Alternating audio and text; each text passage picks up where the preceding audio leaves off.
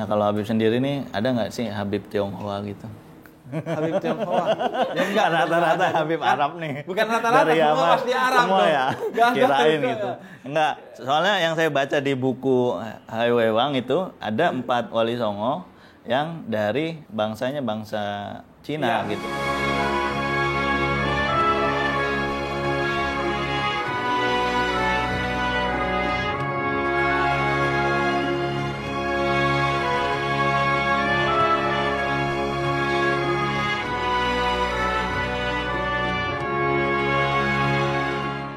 Kemudian ini juga yang penting, gimana agar pola pikir kita sebagai umat Islam itu tidak mengkotak-kotakkan suku, ras dan lain sebagainya kan.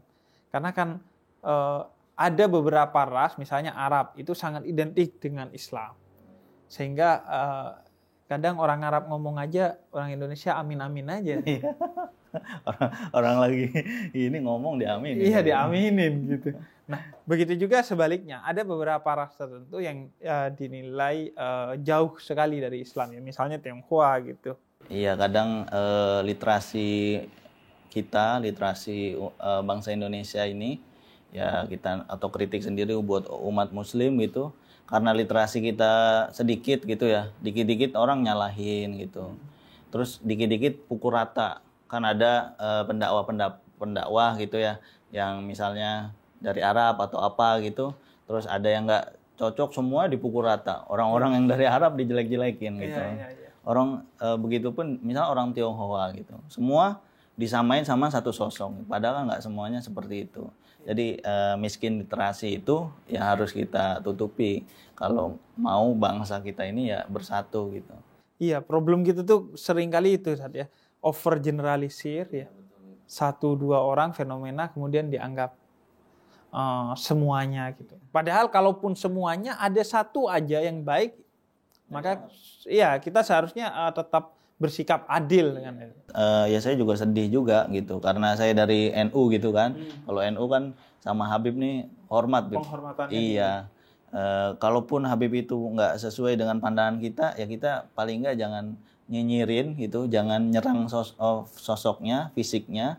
Tapi kalau kritik pandangannya, gagasannya itu kan oke-oke aja gitu. Iya. Itu kata Habib Ahmad bin Jindan juga itu termasuk orang yang sayang sama Rasulullah karena gitu. bentuk sayangnya. Iya, jadi kita biasa aja tapi ya jangan sampai nyerang fisik gitu. Iya, Nah, yang banyak kan di personal. iya, yang di media sosial kan seperti itu ya, Bib ya. Iya. Sat, secara umum toleransi kita lah, Sat, nih terhadap yang berbeda itu sebaiknya seperti apa, Sat? Prinsip toleransi dalam Islam itu seperti apa?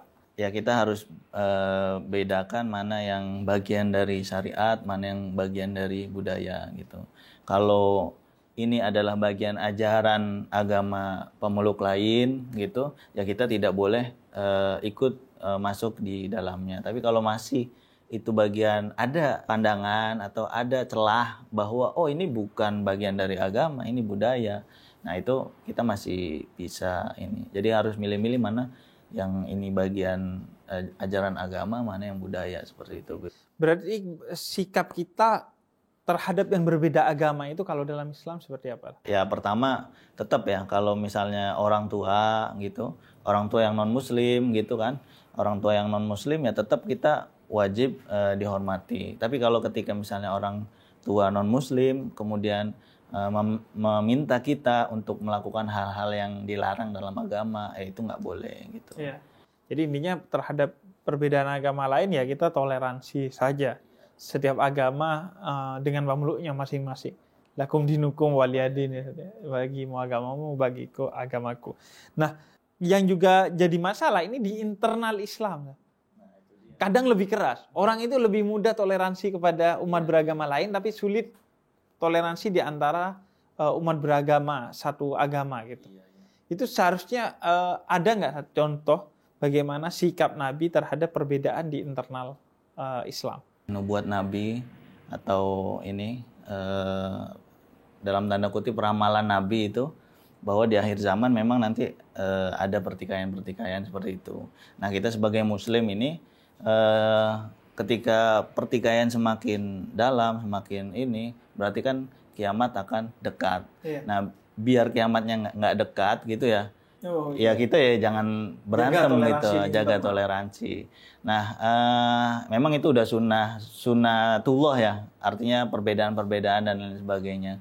Tapi ya kalau literasi umat muslim ini nggak banyak bacaannya, nggak banyak referensinya, ya semakin mudah menyalahkan orang lain. Jadi kan ketika wawasan seseorang itu luas, maka dia akan lebih toleran terhadap yang berbeda begitu. Jadi tadi itu ya, Nabi udah capek-capek mengislamkan, kita malah mengkafirkan yang sesama muslim ya. Nabi mengislamkan yang non muslim, kita malah mengkafirkan yang sesama muslim. Jadi kayak kerja kita itu kerja sebaliknya dari dakwah. Kayak misalnya ada orang bercadar, memang misalnya ada pelaku-pelaku yang melakukan kekerasan tapi pakai cadar, ada. Nah, tapi orang kadang generalisir, semua orang yang bercadar dianggap melakukan kekerasan, padahal kan enggak gitu. Sedih juga gitu.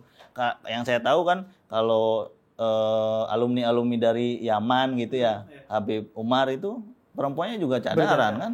Iya, istrinya Habib Ahmad itu bercadar. Jadi ya sedih juga gitu. Kadang yang udah cadaran, yang udah celananya di atas mata kaki, ya nyalahin orang yang misalnya jaga gereja gitu. Padahal kan ada juga pandangan ulamanya gitu. Terlepas perbedaan pendapat. Kalau itu kecuali memang nggak ada pendapatnya ya. Iya, memang gitu. Ngada-ngada. Kecuali orang misalnya sholat maghrib harusnya 3, misalnya ini diganti cuma setengah rakaat doang gitu. Nah itu kan perlu tuh nggak ada pendapatnya. Sholat subuh karena lagi semangat subuhnya hari Minggu ditambahin jadi 4 gitu. Iya. Wah saya lagi semangat ini subuh saya. 4 deh, atau masih muda saya mumpung muda. 4 deh, karena nanti ketika tua saya nggak usah sholat subuh, udah dikodok duluan. Nah kayak gitu-gitu kan baru ditentang, nggak ada pendapatnya. Kalau selagi masih ada pendapatnya ya longgar aja gitu. Nah, sekarang nih tetap kita bahas Tionghoa, Imlek, tapi yang enak-enak soal makanan. Nah, kita ini kadang mau makan makanan yang secara kebudayaan itu dekat dengan Tionghoa, itu khawatir di Islam itu nggak boleh. Nah, bagaimana sebenarnya prinsip Islam mengatur soal makanan ini? Makanannya, Bib. Nah, saya pernah baca juga hadis ya, inna nujawiru ahlal kitab, gitu kata sahabat. Nabi kita nih rumahnya berdekatan dengan ahlul kitab, Yahudi Nasrani gitu.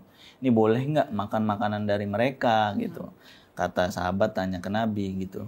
Ya udah aja, kalau kamu yakin ya makan aja. Kalau misalnya nggak yakin ya boleh deh dicuci dulu gitu. Dicuci dulu terus dibacain bismillah. Udah cukup itu aja prinsipnya. Jadi biasanya kan kalau di makanan itu ada komposisi makanan, bahannya apa segala macam. Kalau itu udah kelihatan semua barangnya halal, ya udah kita makan. Ngapain repot-repot cari dulu, tanya ke ininya kan. Mbak, ini udah dicuci belum ya? Mbak, ini itu kan repot juga. Iya. Jadi yang penting berdasarkan keyakinan kita dan pengamatan kita lah secara sekilas ya. Apalagi kalau orangnya udah bilang gitu, ini udah dicuci. Iya, apalagi di sini halal gitu kan. Iya, udah halal. Sudah kan ada sertifikasi. Termasuk juga makan makanan halal di rumah orang non-muslim. Nah iya, itu nggak masalah banget, enak kan. Enak, iya sih, enak. Bertamu kita. Iya, kita bertamu enak. Gratis soalnya, makanya enak. Intinya pola hubungan kita dengan non-muslim itu idealnya seperti apa? Ya rileks aja, seperti kita berhubungan sesama dengan muslim gitu ya. Kalau misalnya bahkan kalau kita punya tetangga atau saudara yang non-muslim gitu, dia mau nikahan, ya kan? Barangkali kita diperlukan, Habib dipanggil buat ceramah di ininya kan, ceramah di gereja misalnya gitu ya, dipanggil ya, itu masih ada pendapat yang bolehin gitu kan, karena ada tujuan nganter gitu kan, kita bukan ngikutin ibadah mereka. Itu banyak saya ditanya. Jadi hadir pernikahan teman di gereja boleh atau enggak? Ada yang memperbolehkan saja. Jadi Jadi nggak apa-apa, termasuk menghadiri pemakaman. Yang penting kita nggak ini juga ya. Iya kayak Nggak Habib kan mengikuti dakwah di ritual-ritual. kafe gitu kan. Iya, sama Ya kan? aja ya. Yang penting nggak. Iya, nggak ikut minum minuman kerasnya. Ya. Iya. Nah, banyak orang yang nanya batasan toleransi.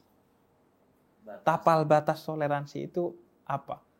Karena banyak orang nuduh, wah dia toleransinya udah kebablasan nih. Toleransinya udah kebablasan. Nah sebenarnya pertama toleransi itu ada batasnya enggak? Dan kalau ada batasnya itu sebagaimana? Ya, jadi kalau kita baca ayat-ayat Al-Quran kan ada juga ayat-ayat yang asyidda'u alal kufari ruhama'u bainahum. Nah, tapi kalau menurut guru saya itu Prof. Ali Mustafa Yaakob, Allahu yarham, jadi Nabi berperang itu bukan atas dasar perbedaan agama gitu. Nabi berperang sama ya di ayat-ayat gitu kan lawan kafir Quraisy dan lain sebagainya. Di situ ada Nabi dilarang beribadah, Nabi dilarang mengekspresikan keyakinannya gitu. Nah, ketika kita sama-sama boleh mengekspresikan keyakinan kita gitu, ya udah damai-damai aja gitu. Tapi kalau misalnya kita udah dilarang mengekspresikan keyakinan kita, nah kita baru bersikap tegas gitu. Jadi tegasnya kepada mereka yang memerangi kita lah ya. Iya, betul. Memerangi secara fisik ataupun memerangi dengan membatas-batasi itu ibadah kita. Termasuk juga kita ya. Iya. Dilarang membuat aturan yang diskriminatif. Iya, betul. Nah, itu yang menarik. Misalnya kita punya sekolah Islam ya. Tapi ada teman kita yang non-muslim mau menyekolahkan di sekolah kita. Karena menurut dia pola pendidikannya itu pola pengajarannya bagus gitu. Iya, betul. Apakah kita harus memaksa dia untuk misalnya pakai kerudung kalau dia perempuan? Mungkin di daerah yang di Indonesia Timur sana ya, ya muslimnya kan minoritas ya, muslimnya minoritas. Nah itu di sana ya sebaiknya nggak boleh juga membuat aturan yang diskriminatif terhadap non-muslim gitu. Begitupun ketika kita di sini misalnya ada orang yang mau bangun gereja dan syaratnya udah terpenuhi, terusnya memang bukan fiktif dan lain sebagainya.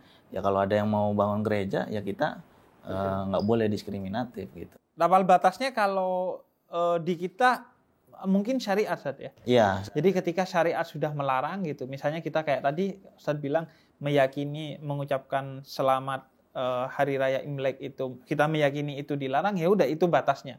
Tapi bukan berarti tidak mengucapkan membuat kita buruk bersikap kepada mereka ya. Tetap aja ambil angpaunya, makan bareng gitu. Nah, yang parah gini, Bib. Jadi orang udah ngafir-ngafirin gitu kan, tapi ikut liburan juga tuh hari Jumat. Angpaunya diambil. Nah, itu yang parah tuh. Ya. Maka pada akhirnya yang dilihat dari kita ya konsistensinya ya, istiqomahnya terhadap pendapat kita ya. Karena kadang kita itu kebalik, keluar keras ke dalam enteng. Nah, itu. Kalau sama orang keras kita, wah nggak boleh ini, nggak boleh itu gitu. Tapi giliran kepada diri sendiri itu jadi enteng gitu. Alah, masih jam 4 nih, jam 5 bisa kali asar gitu. Sama orang, kamu sudah jam 3:30 masih belum sholat asar. Kenapa belum sholat asar? Ya belum adzan. Ternyata saya nggak tahu jam adzan. Jadi seharusnya justru ke dalam keras ya. Nabi mengajarkan jihad utama itu justru ke dalam ya. Mujahadatun nafas. Keluar justru harus mengertilah kondisi orang ya. Itu juga saya sering orang selain over generalisir, over simplifikasi. Nggak mau tahu kondisinya orang. Pokoknya harus begini, harus begitu. Padahal orang punya kondisi yang mungkin berbeda dengan kita ya. Nah kalau Habib sendiri nih ada nggak sih Habib Tionghoa gitu? Habib Tionghoa. Ya enggak rata-rata Habib Arab nih. Bukan rata-rata, dari semua pasti Arab. Semua ya. Kirain juga. gitu. Enggak, soalnya yang saya baca di buku Hai Weiwang itu ada 4 wali songo yang dari bangsanya bangsa Cina ya, gitu. Mungkin kalau ada darah Cina yang masuk di dalamnya mungkin ada kan, ya. Abad ke-17 kan itu Habib-habib berakulturasi sama Muslim berbagai Indonesia. Iya, berbagai budaya. Termasuk juga Habib yang menikah dengan orang Indonesia ya ada. Tapi kan jalur keturunan Habib itu dari ayah. Jadi memang harus orang Arab dia ayahnya. Tapi bahwa ada campuran. Saya ada tuh teman pesantren saya. dia Habib. Heeh. Tapi matanya sipit. Oh. Kulitnya putih. Nah, itu Dan putihnya menarik. putih yang agak kekuning-kuningan gitu. Dan memang dipanggilnya Habib Tionghoa dia. Artinya hubungan kita itu ya banyak lah hubungan, apalagi kayak hubungan ekonomi itu kita sangat-sangat mesra gitu. Misalnya ayah saya itu sering itu hutang materialan ke orang Tionghoa gitu. Karena kan biasanya materialan orang Tionghoa. Dan orang Tionghoanya kalau ke rumah saya, Assalamualaikum dia. Assalamualaikum kata dia. Walaupun nggak fasih Assalamualaikumnya. Sebenarnya saya larang bukan karena saya nggak mau dia Assalamualaikum. Karena nggak enak didengar karena nggak fasih.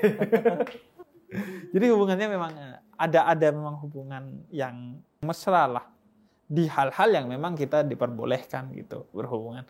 Kecuali orang Tionghoa mau ikut sholat gitu. Padahal dia bukan muslim baru. Kita yang justru yang melarang. Justru. Jadi kesimpulannya nih Sat. Kita boleh ya mengucapkan gongsi faca ya? Ya, kalau saya sih boleh, Bib. Boleh ya, karena apalagi itu sebenarnya hanya hal-hal yang sifatnya tentang kekayaan dunia, ya. Semoga kita mendapatkan kekayaan gitu. Jadi waktu ngaji dulu, Bib. Jadi Nabi itu kan pas sholat istisqo itu kan bolak-balikin ini ya sorbannya, yang tadi ya di bawah terus di atas, yang di atas di bawah. Nah itu kalau kata Imam Ibnu Hajar itu kan doa birumus, doa simbolik gitu. Doa simbolik. Artinya kan gongsi paca ya, tinggal kita aminin, amin gitu kan biar jadi orang kaya, amin. Iya. Gitu. Kita juga doain orang non Muslim kalau dalam hal-hal yang sifatnya dunia sepakat boleh ya, agar dia bahagia, agar dia kaya itu boleh. Yang mungkin yang berbeda soal berdoa tentang keselamatan dia di akhirat. Oke, terima kasih Ustadz Ahong. Enak sekali ngobrol sama Ustadz Ahong. Biasanya saya grogi nih, Bib. Tumpen sekarang nggak grogi nih. Iya, memang tergantung. Soalnya Habibnya udah jadi orang Korea tadi. Udah jadi hiung. Udah jadi hiung sekarang. Iya, jadi konten di Cahaya untuk Indonesia memang begini, Sat. Jadi konteksnya kita cuma ngobrol, kemudian diselip-selipin dakwah, agar yang nonton juga ngerasa nonton obrolan lah. Yang kemudian alhamdulillah ada selipan-selipan dakwahnya di dalamnya. Karena sekarang kalau berdakwah yang isinya cuma dakwah, pada ngantuk orang akhirnya. Tinggal nonton. Yang penting sedikit tapi kita istiqomah. Cahaya Indonesia gitu, sedikit-sedikit tapi istiqomah. Insya Allah kita setiap minggu 2 video, makanya sedikit-sedikit tapi yang penting tiba-tiba Anda alim aja nonton kita. Subscribe tiba-tiba alim aja. Kru aja nih di belakang nih. Lumayan. Tiba-tiba sholat bareng aja. Iya. Ngajak sholat ya. Iya, soalnya habis sholat bareng kita biasanya makan bareng. Oh. Makanya mereka semangat sholat Ada bareng. motivasi lain. Oke, terima kasih Ustadz Ahong. Semoga Ya, nanti sama-sama. kita bisa ngobrol-ngobrol lagi. Terima kasih. Nah itu teman-teman obrolan kita. Jadi silakan diambil. Jadi Ustadz Ahong tadi hanya memberikan hasanah yang memperbolehkan, yang nggak memperbolehkan. Jadi tinggal disesuaikan dengan teman-teman. Menurut teman-teman mau mengucapkan atau tidak. Kalau mau mengucapkan dalilnya diyakini. Kalau nggak mau mengucapkan ya berarti tidak meyakini dalil yang memperbolehkannya. Yang penting Anda kalau tidak punya teman Tionghoa jangan sok-sokan bilang gongsi faca. Padahal nggak punya teman Tionghoa terus di media sosial gongsi faca. Anda gongsi faca kemana? Caper aja itu bukan caper doang. Dan selanjutnya silahkan subscribe dan bunyikan lonceng Cahaya untuk Indonesia biar selalu dapat update dakwah-dakwah kita tentang berbagai tema yang menarik. Dan jangan lupa juga di-share, di-komen, dan di-like video-video kita. Oke, terima kasih buat teman-teman yang sudah nonton. Wassalamualaikum warahmatullahi wabarakatuh.